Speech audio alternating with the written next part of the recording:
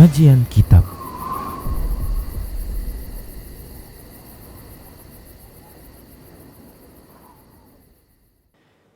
Bismillah, assalamualaikum warahmatullahi wabarakatuh. Innal hamdalillah nahmaduhu wa nasta'inuhu wa nastaghfiruh wa na'udzu billahi min shururi anfusina wa min sayyiati a'malina. May yahdihillahu fala mudilla lahu wa may yudlilhu fala hadiyalah. Wa asyhadu an la ilaha illallah wahdahu la syarika lah. Wa asyhadu anna Muhammadan abduhu wa rasuluhu sallallahu alaihi wasallam. Qala Allah tabaraka wa ta'ala, ya ayyuhalladzina amanu taqullaha haqqa tuqatih wa la tamutunna illa wa antum muslimun.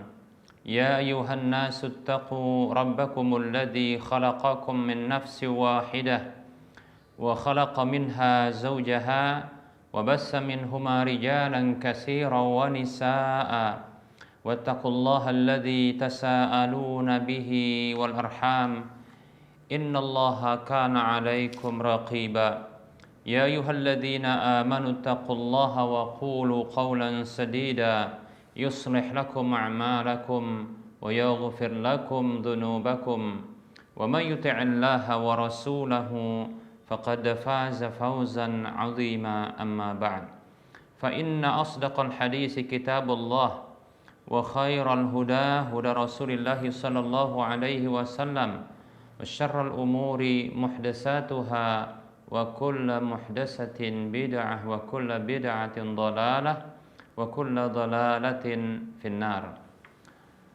Para pemirsa Rosyad TV dan para pendengar Radio Medan Mengaji serta para pemirsa media sunnah lainnya yang turut serta menyiarkan kajian ini, alhamdulillah senantiasa kita bersyukur kepada Allah di setiap keadaan kita atas semua nikmat yang Allah berikan. Salawat dan salam tak lupa kita ucapkan untuk Rasulullah sallallahu alaihi wasallam. Kita lanjutkan bahasan kitab Minhajul Muslim di bab yang keempat, masih membahas tentang keimaman. Baik para hamba Allah rahimani wa rahimakumullah.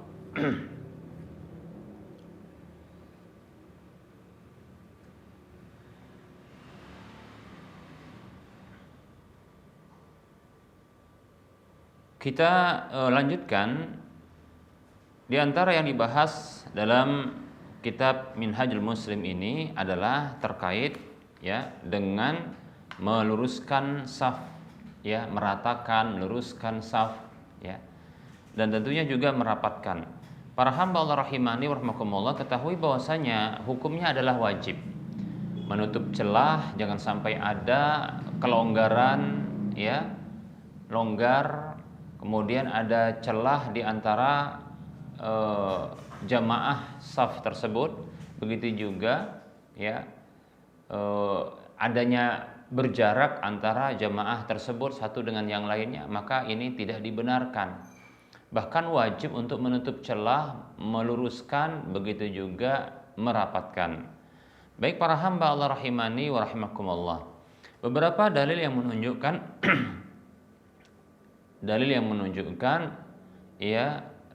perintah tersebut, yaitu hadis Nu'man ibnu Bashir radhiyallahu anhuma, ia mengatakan qala an-nabiy sallallahu alaihi wasallam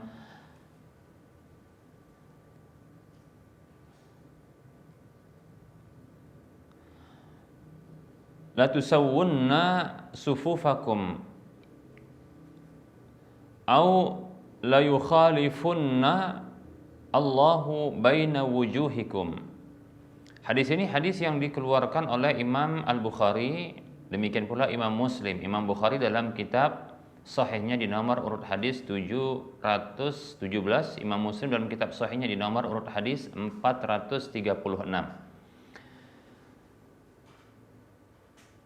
Rasulullah sallallahu alaihi wasallam bersabda yang artinya sungguh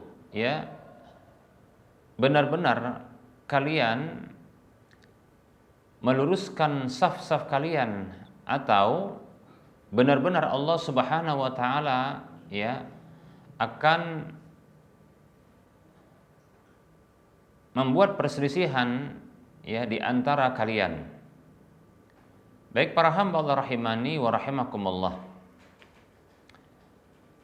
Ungkapan Rasulullah mengatakan la yukhalifanallahu baina wujuhikum ya. Maksudnya adalah yuqi'u bainakumul adawata wal baghdha wa ikhtilafal qulubi ya. Yaitu Allah Subhanahu wa taala berlakukan adanya permusuhan, kebencian dan perselisihan hati di antara kalian. Li'anna ikhtilafal zawahiri sababun liikhtilafil bawatini. Karena sesungguhnya perselisihan secara zahir dengan tidak ratanya, tidak lurusnya ya saf-saf tersebut yaitu menjadi adalah sebab perselisihan hati, demikian ya. Nah, yang menguatkan makna seperti ini adalah hadis yang lain, yaitu hadis Abu Mas'ud radhiyallahu anhu qala, beliau mengatakan kana Rasulullah sallallahu alaihi wasallam yamsahu manakibana fi salati wa yaqulu, dahulu Rasulullah sallallahu alaihi wasallam menyentuh pundak-pundak kami dalam salat. Menyentuh pundak-pundak kami, maksudnya menyentuhkan ya, bisa juga makna demikian. Yumassihu manakibana, yaitu menyentuhkan, menyatukan pundak-pundak kami ya di dalam salat. Sembari beliau mengatakan istawu wa la takhtalifu fatakhtalifa qulubukum ya. Hadisnya hadis yang dikeluarkan oleh Imam Muslim dalam kitab sahihnya, demikian pula Imam Abu Daud, An-Nasai dan Ibnu Majah dalam ketiga kitab sunan mereka. Hadisnya sahih tentunya. Nabi Shallallahu alaihi wasallam tatkala beliau ya menyentuhkan ya pundak-pundak para sahabat dalam salat, ya mereka ini adalah makmum, Rasulullah mengatakan istawu, ya istawu ratakan, maksudnya rapatkan, ya rapatkan. Kemudian wala takhtalifu, jangan kalian ya berselisih. Ya, ada yang lebih maju posisinya, ada yang mundur, nah seperti itu. Tapi rapatkan dan luruskan, demikian, ya. Sehingga hati-hati kalian pun akan berselisih. Jangan sampai seperti itu. Maka apa? Luruskan, rapatkan, jangan buat celah, ya. Jangan berselisih dengan ada yang lebih maju, ya. Ada yang berjarak, demikian, ya. Ada yang mundur sedikit, ada yang maju, ada yang berjarak, jangan demikian. Kenapa? Karena itu akan menyebabkan ya perselisihan hati, demikian ya. Baik para hamba Allah rahimani wa rahimakumullah. Nah, oleh karenanya umat Islam ini kita dapatkan di Indonesia secara khusus ya, kita dapatkan begitu rentannya dengan perselisihan, kita dapatkan ya. Rentan dengan perselisihan ya. Umat Islam di Indonesia mudah untuk diobok-obok, mudah untuk ya dibuat berselisih. Kenapa? Ternyata dalam sholat mereka itu tidaklah merapatkan dan meluruskan saf. Padahal imamnya pun dengan bahasa Indonesia terkadang menyebutkan rapatkan saf dan luruskan. Ya.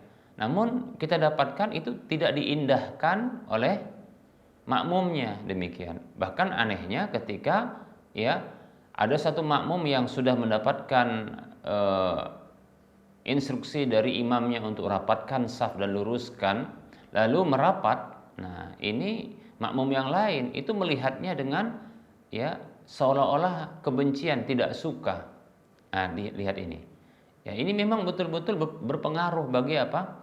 Bagi perselisihan hati, ya hati manusia, hati kaum muslimin yang bisa berselisih pula dikarenakan ya berselisihnya ya sikap badan kita, tidak mau mendekat, ya tidak mau merapat, demikian. Ya mudah ya musuh-musuh Islam terkadang mudah untuk mengobok-ngobok ya kekuatan kaum muslimin, persatuan kaum muslimin, barisan kaum muslimin, demikian. Kenapa? Karena dalam sholat saja ini tidak mau bisa bersatu, kaki merapat malah dipijak, kadang begitu ya. Nah seperti itu. Dan lebih anehnya lagi, ini anehnya lagi, imam yang ketika jadi imam dia menyebutkan rapatkan saf dan luruskan. Ketika dia jadi makmum malah tidak bisa dirapatkan kaki makmum yang lain kepada dirinya yang ketika itu jadi makmum. Padahal ketika jadi imam dia katakan rapatkan saf dan luruskan, kan itu keanehan ya. Begitu rentannya ya persatuan umat Islam ini, barisan kaum muslimin ini untuk dipecah belah. Kenapa? Demikianlah ternyata ya keengganan kaum muslimin yang ada di Indonesia ini yang saya lihat untuk menyatukan kaki-kaki mereka, ya bahu-bahu mereka dalam sholat. Demikian. Bukankah sholat ini, sholat berjamaah, momennya ketika di masjid ini adalah ya sebuah momen untuk ya gambaran persatuan kaum muslimin, di mana ketika diseru oleh Allah Subhanahu wa taala lewat muadzin untuk hadir, maka mereka hadir, berkumpul mereka. Nah, di sini mestinya momen untuk bisa bersatu. Ya, momen untuk bisa bersama. Demikian. Awal-awal saja ya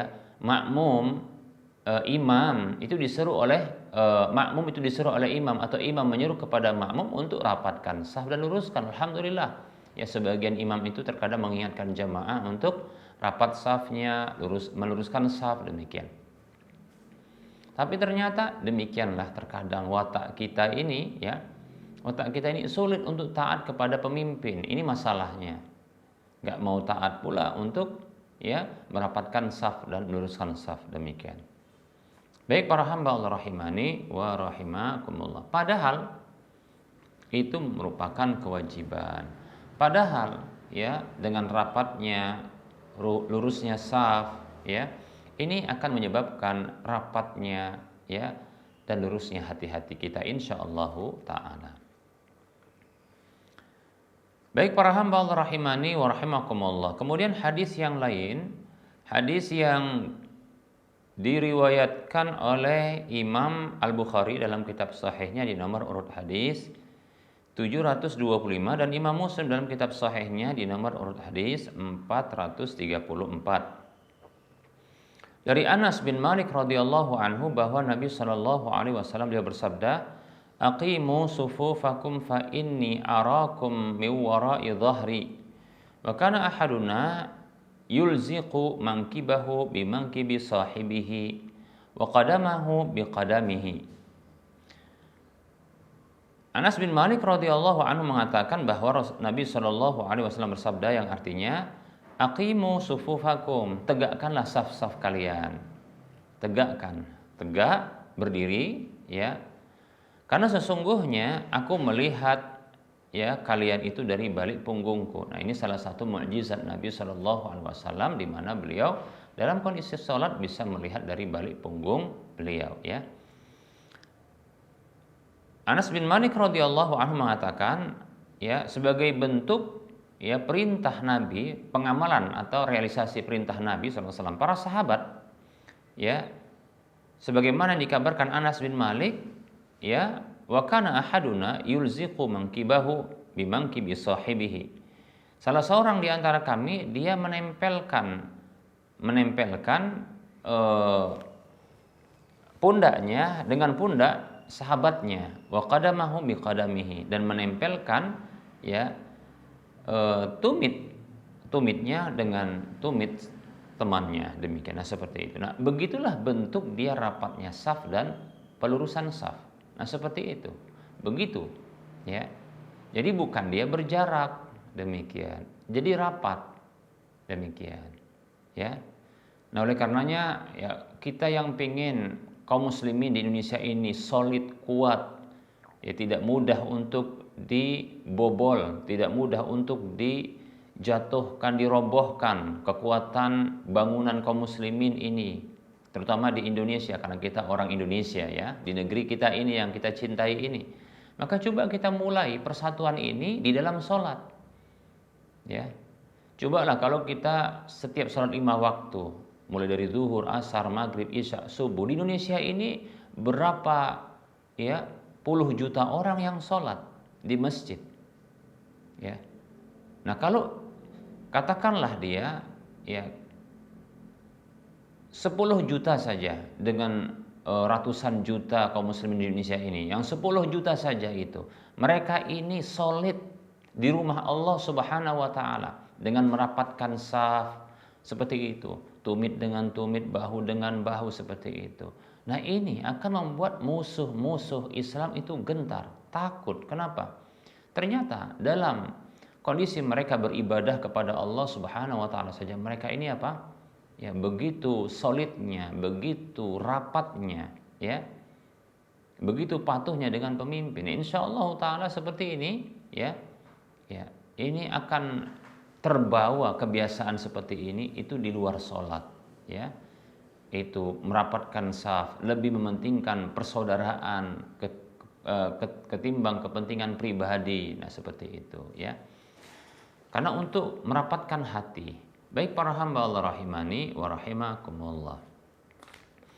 Hadis yang lain yaitu hadis juga dari Anas bin Malik radhiyallahu anhu. Nabi sallallahu alaihi wasallam dia bersabda, "Russu sufufakum wa qaribu bainaha wa hadu bil a'naqi walladhi nafsi biyadihi inni la ara asy-syaitana yadkhulu min khilalis saffi ka'annaha al-hadhafu." Hadis ini hadis yang diriwayatkan oleh Imam Abu Dawud, An-Nasa'i dalam kedua kitab sunan mereka, juga Imam Ahmad, ya. Dari Anas bin Malik radhiyallahu anhu, Nabi sallallahu alaihi wasallam beliau bersabda, "Russu sufufakum," lekatkan, lengketkan saf-saf kalian. Wa qaribu bainaha, dan dekatkan di antara ya saf-saf tersebut. Wa hadu bil a'naq, dan hadu sejajarkan ya pundak-pundak atau leher-leher. Artinya maksudnya jangan ada yang lebih ke depan, jangan ada yang ke belakang, sehingga kalau ada orang di ujung saf itu melihat saf tersebut, maka tidak ada yang lebih maju, tidak ada yang mundur. Demikian. Kenapa? Karena sejajarnya leher-leher mereka. Nah seperti itu. Ya. Kemudian Rasulullah mengatakan sallallahu alaihi wasallam yang artinya, "Demi Allah zat yang jiwaku berada di tangannya, sungguh benar-benar aku bisa melihat syaitan itu masuk dari sela-sela shaf, seperti seolah-olah dia itu seperti ya anak kambing." Demikian. Lihat itu ya. Memang syaitan ini dia punya tugas untuk menjatuhkan manusia ke dalam perselisihan. Dengan seperti itu mereka akan jatuh kepada dosa-dosa. Seperti itu, ya. Itu memang diantara tugas setan. Ya, karena dengan seperti itu banyak manusia jatuh kepada dosa. Demikian, ya. Jadi dia masuk ke dalam celah-celah yang ada. Maka oleh karena jangan buat ada celah. Jangan buat ada celah. Jangan membuat adanya celah sehingga setan itu masuk ya, membisikkan, merusak persaudaraan seperti itu, ya. Baik para hamba Allah rahimani wa rahimakumullah.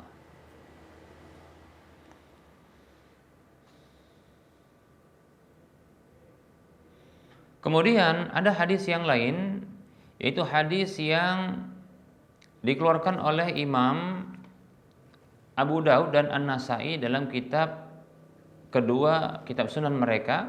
Kemudian Imam Ahmad dalam musnadnya dari sahabat Abdullah bin Umar radhiyallahu anhuma, bahwa Rasulullah sallallahu alaihi wasallam beliau bersabda, "Aqimus sufufa wa hadu bainal manakibi wasuddu al-khalala walayyinu bi aidi ikhwanikum wala tadharu furujatin lisyaitan wa man wasala saffan wasalahu Allah wa man qata'a saffan qata'ahu Allah." Baik para hamba Allah rahimani wa rahmakumullah, Rasulullah sallallahu alaihi wasallam bersabda yang artinya, aqimus sufufa, tegakkanlah saf-saf kalian, tegak, ya. Kemudian sudah tegak saf itu, kemudian wahadu bainal manakibi, dan sejajarkanlah ya pundak-pundak. Ya. Wasuddu al khalala, dan tutup celah-celah. Jangan ada celah. Ya, kalau begitu, kalau tidak ada celah berarti maksudnya celah di antara satu jamaah yang berdiri dengan jamaah yang lain. Jangan ada celah. Berarti kalau begitu rapat. Ya, kalau begitu rapat. Ya. Nah, seperti itu. Dan dengan sejajarnya ya pundak, maka ini adalah lurus. Sejajar pundak itu menyebabkan lurus. Jangan ada yang ke depan, jangan ada yang ke belakang, demikian. Atau sebaliknya, demikian, ya. Dan menutup celah, berarti ini merapatkan saf dan meluruskan saf, seperti itu. Tegakkan saf, kemudian dia meluruskan saf, kemudian dia merapatkan saf. Nah, seperti itu. Walayyinu bi aidi ikhwanikum, dan berlemah lembutlah dengan tangan saudara-saudara kalian. Maksudnya adalah pegang tangannya kalau dia menjauh, dirapatkan kalau bisa. Kadang-terkadang seperti ini dalam sholat, ini dianggap orang main-main, padahal ini adalah untuk merapatkan saf. Ya. Jadi contoh kalau kita sedang sholat atau sebelum sholat. Jadi ini berlaku sebelum ataupun ya dalam kondisi sholat. Contoh, ya sebelum sholat jaraknya itu agak jauh, teman kita atau saudara kita yang berdiri di sebelah kita, padahal imam itu di posisi kita, demikian. Ya, sejarak kita di belakangnya imam. Sementara yang lain itu agak menjauh, maka kita tarik tangan kita, ya bisa dengan ungkapan yang bagus, Bang, Pak, Mas, ya silakan ya merapat. Nah, sebenarnya ini adalah tugas imam untuk mengingatkan, rapatkan saf. Nah, seperti itu. Tapi kita pun berlemah lembut dengan tangannya, bisa ditarik sedikit gitu ya, dengan lemah lembut. Jangan disontak begitu ya, itu kasar, demikian ya. Nah, itu dalam kondisi sebelum sholat. Nah, dalam kondisi sholat bisa juga.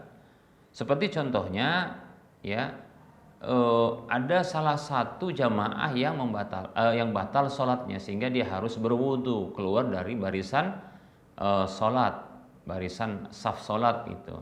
Nah, sehingga bergeraklah mereka untuk merapatkan. Ada satu yang belum paham, dianggap bergerak di situ tak boleh, maka tidak mengapa, ya ditarik tangannya pelan ya untuk bisa dia bergerak sebagai isyarat untuk bergerak, mendekat, merapat, demikian ya. Baik para hamba Allah rahimani wa rahmakumullah, jangan kasar ya. Lalu Nabi mengatakan wala tadharu furujatin lisyaitan, dan jangan kalian tinggalkan adanya celah-celah bagi syaitan. Karena ini celah yang akan bisa merusak. Ya, celah yang bisa merusak, demikian. Dan siapa saja yang menyambung saf tersebut, maka Allah menyambung hubungan baik dengannya. Dan siapa saja yang memutuskan saf tersebut, maka Allah memutuskan hubungan baik dengannya. Hadisnya riwayat Imam Abu Daud, An-Nasai, dan Imam Ahmad. Baik para hamba Allah rahimani wa rahimakumullah. Nah, berikutnya ini barangkali hadis yang terakhir kita sampaikan pada pertemuan kali ini, insyaallah ini sudah mencukupi ya untuk kita pahami tentang wajibnya merapatkan saf, menegakkan saf, merapatkan saf, dan meluruskan saf itu, demikian. Hadis yang diriwayatkan oleh Imam Al-Bukhari dan Imam Muslim dan yang lainnya dari Anas bin Malik radhiyallahu anhu, dari Nabi sallallahu alaihi wasallam, beliau bersabda, "Sawwu sufufakum fa inna taswiyatas sufufi min iqamatis shalah." Itu dalam riwayat Bukhari Muslim. Dalam riwayat Muslim disebutkan khusus gini, min tamamis shalah. Jadi artinya ya, Nabi sallallahu alaihi wasallam bersabda, "Sawwu sufufakum." Sawwu dari kata ya sawa, sama. Kalau sama itu berarti bisa jadi adalah dia tidak maju, tidak mundur. Jadi sama, itu sama-sama, rata begitu ya. Jadi kalau kita terjemahkan ya, ratakan saf kalian, ratakan ya. luruskan lebih tepat ya. Begitu. Luruskan saf kalian. Diratakan. Karena taswiyah itu rata, kemudian dia lurus. Kalau rata berarti tidak bergelombang. Lurus juga demikian ya. Karena sesungguhnya rata atau lurusnya saf tersebut itu termasuk menegakkan sholat. Hadis riwayat Bukhari Muslim. Dalam riwayat Muslim ada ungkapan itu termasuk kesempurnaan sholat. Min tamamis sholat, termasuk kesempurnaan sholat, demikian. Masya Allah ya. Baik para hamba Allah rahimani wa rahimakumullah. Nah, inilah ya tugas kita bersama. Tapi asalnya adalah maksudnya kewajiban kita bersama. Tugas imam sebagai pemimpin ketika itu ya dialah yang sebenarnya ya memperhatikan kondisi makmum.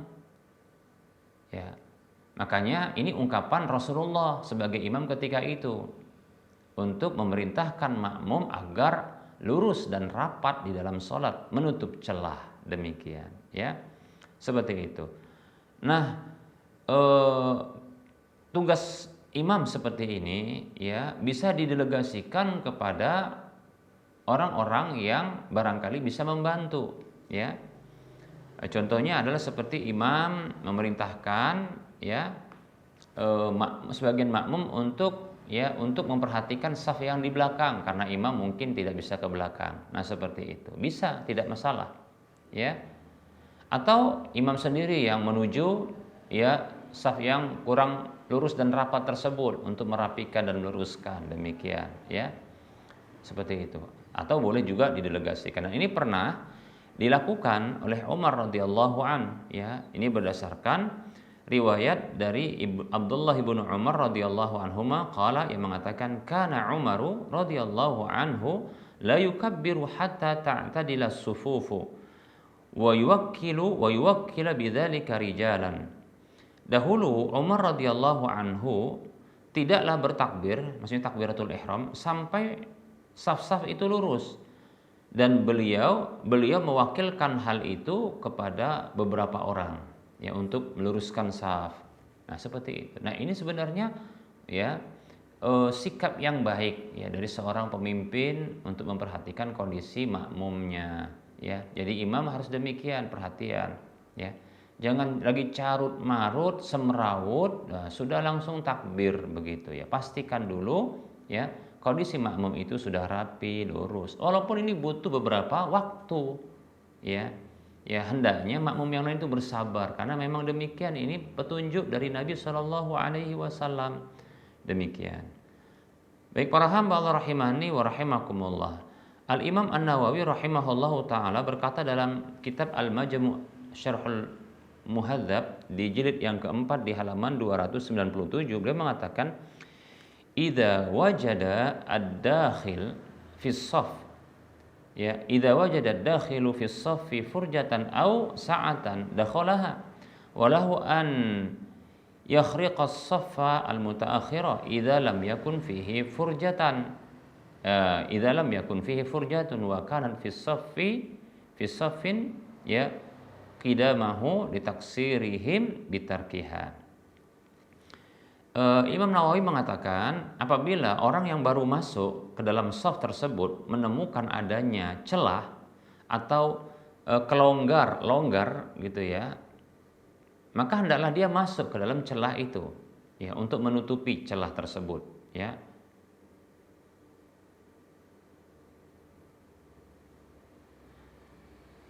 Dan tidak mengapa boleh baginya untuk membelah shaf yang terakhir itu ya agar dia bisa menuju kepada shaf yang ada celah itu, tidak mengapa. Jadi contohnya kalau ada di shaf yang terakhir itu dilihatnya sudah penuh tapi ada shaf di depan yang terakhir ini ya itu ada celah, maka tidak mengapa itu membelahnya, menembusnya shaf tersebut lalu mengisi kekosongan shaf yang ada di depannya, demikian. Ya, ini perkataan dari Imam An-Nawawi, demikian ya. Apabila tidak ada celah ya, apabila tidak ada celah ya, seperti itu. Dan di shaf yang dan ada celah ketika itu di saf yang di depannya, ya, karena kekurangan mereka dengan meninggalkannya. Nah, seperti itu. Jadi Imam Nawawi yang memberikan solusi, ya, dengan cara menembus saf yang paling belakang bila didapatkan ada saf yang kosong di depan saf yang belakang ini. Katakan saf belakang ini sudah penuh, ya. Sementara didapatkan saf di depannya itu ada celah yang kosong, demikian. Maka tidak mengapa dia menembus, ya. Menembus saf yang paling belakang ini untuk menuju saf yang kosong tadi, ya. Maksudnya saf di mana ada kekosongan, demikian, ya. Wallahu taala alam. Nah, ini materi yang bisa kita sampaikan, ya, terkait dengan, ya, petunjuk Nabi Shallallahu Alaihi Wasallam di dalam bersaf dalam sholat, ya, tentang bersaf di dalam sholat. Semoga Allah Subhanahu Wa Taala menyatukan barisan kaum muslimin di mana saja kaum muslimin berada, dan, ya, menghilangkan, ya, perpecahan di kalangan kaum muslimin. Amin ya rabbal alamin. Sebelum kita mengakhiri perjumpaan ini, seperti biasa kita memberikan motivasi. Yuk kita mari membangun Masjid Al-Muwahhidin, karena saat ini Masjid Al-Muwahhidin sedang dalam pembangunan, ya. Nah, bagi siapa saja yang ingin mendapatkan rumah di surga, dan siapapun di antara kita yang ingin mendapatkan pahala minimalnya 700 kali lipatnya, lalu siapa saja yang ingin mendapatkan pahala yang terus mengalir tatkala dimanfaatkan, baik itu dalam kondisi masih hidup ataupun sudah tiada, ayo mari kita berdonasi, ya, dengan, ya, infak fisabilillah, ya, membangun Masjid Al-Muwahhidin. Silakan transfer ke nomor rekening Bank Syariah Indonesia di nomor 7127488555 atas nama Yayasan Lajnah Dakwah Medan, kode bank 451. Untuk info lanjutan Anda bisa melihat di layar kaca Anda ini. Semoga Anda termotivasi dan semoga bermanfaat. Mohon maaf atas segala kekurangan. Kita ketemu lagi di lain kesempatan. Wassallallahu ala Muhammad wa ala alihi wa ashabihi ajma'in. Subhanakallahumma wa bihamdika asyhadu an la ilaha illa anta astaghfiruka wa atubu ilaika walhamdulillahi rabbil alamin. Wassalamualaikum warahmatullahi wabarakatuh.